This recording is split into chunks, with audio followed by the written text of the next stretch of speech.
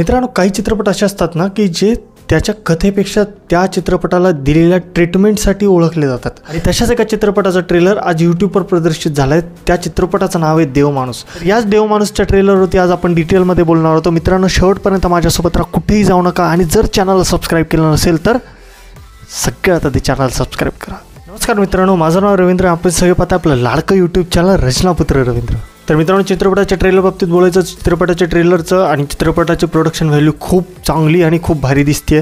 चित्रपट रिच दिसतोय। चित्रपटात वापरलेले दिंडीचे सीन्स आणि रिंगणाचे सीन्स हे तुमचं लक्ष वेधून घेण्यास मेन कारणीभूत आहेत। आणि दुसरी गोष्ट अशी की चित्रपटात जे काही सेट्स वापरलेत ना, ते घरातले सेट्स झाले किंवा बाजारातले सेट झाले, त्याच्यासमोर एक आपल्यातलंच विश्व उभं करतात। ट्रेलर बघितलं असता आपल्याला असं सुद्धा कळतंय की 2022 मध्ये आलेल्या हिंदी चित्रपट वध या चित्रपटाचा हा रिमेक आहे।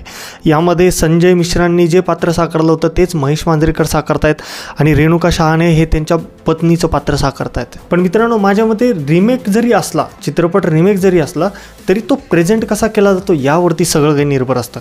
कारण त्या मोमेंटला आपल्याला जरी रिपीट, आता बरेच चित्रपट आपण रिपीट टेलिकास्ट बघतो, पण ते काही चित्रपट असे असतात ना की जे रिपीट टेलिकास्टला सुद्धा ती तेवढीच व्हॅल्यू देऊन जातात जेवढी आपण पहिल्या वेळ बघितली होती। तर हा चित्रपट त्याच मधला आहे। हा चित्रपट जरी रिमेक असला तरी या चित्रपटामध्ये तेवढं पोटेन्शियल दिसतंय की तो तुम्हाला ते 2 ते 2.5 तास एका जागी घट्ट बसवून ठेवेल। चित्रपटाची भक्कम बाजू असणार ती म्हणजे यात असलेले कलाकार। विशेष म्हणजे प्रमुख भूमिकेत आपल्याला दिसतात महेश मांजरेकर आणि रेणुका शहाणे। तसेच सोबत सहकलाकार म्हणून आपल्याला दिसत आहेत सुबोध भावे आणि अभिजित खांडेकर। तर हे सगळे कलाकार आपल्या अभिनय क्षेत्रात किती कसलेले आहेत हे तुम्हाला विशेष करून सांगायची गरज नाही।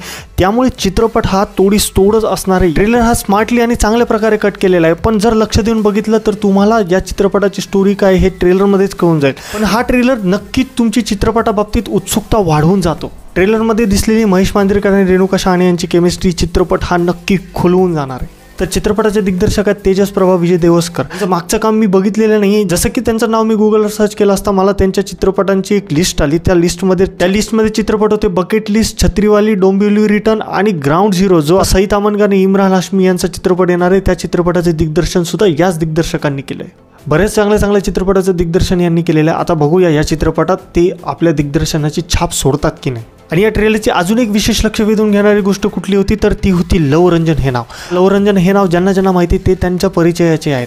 म्हणजे त्यांनी ज्या चित्रपटाची निर्मिती केली ते चित्रपट बॉक्स ऑफिसवर चांगल्यापैकी पैसे कमावलेले चित्रपट, जसं की सोनू की टिट्टू की स्वीटी, प्यार का पंचनामा 1, प्यार का पंचनामा 2, दे दे प्यार दे, तू झूठी मैं मक्कर, असे चांगले आणि बक्क पैसे कमवलेले चित्रपटांची निर्मिती त्यांनी केलेली। तर या चित्रपटाद्वारे ते मराठीमध्ये पदार्पण करतायत असं मला वाटतंय। तर बघूया हा चित्रपट कितपत यशस्वी होतो।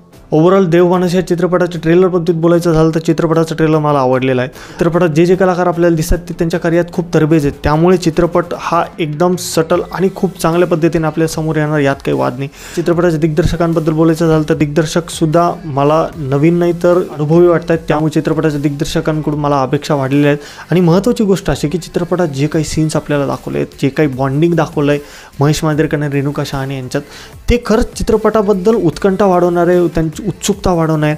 तर माझी विनंती की आपण सर्वांनी नक्की हा चित्रपट बघायला जा। जरी हा वध या हिंदी चित्रपटाचा रिमेक असला तरी आपण सर्वांनी हा चित्रपट बघायला जा, कारण वेळ हा चित्रपट आपण 100 कोटींच्या आसपास पोहोचवला होता।